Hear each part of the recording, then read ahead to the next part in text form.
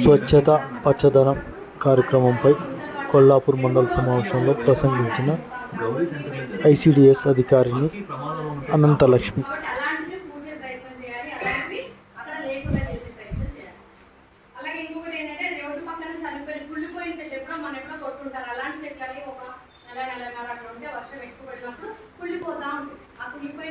దోమ చేస్తా ఉంటే వాటి వల్ల లాభాలు ఎక్కువవుతా ఉంటాయి. కాబట్టి అలాంటి వాటిని కూడా తీసివేసే ప్రయత్నం చేయాలి.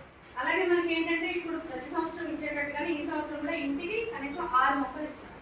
మరి ఆ మొక్కలు కూడా ఈసారి ఏమంటున్నారు, ఉన్నగా కరివేపాకు, వేప, మామిడి, ఉసిరి, జామ అంటే మనకు అన్ని పనికొచ్చేవి.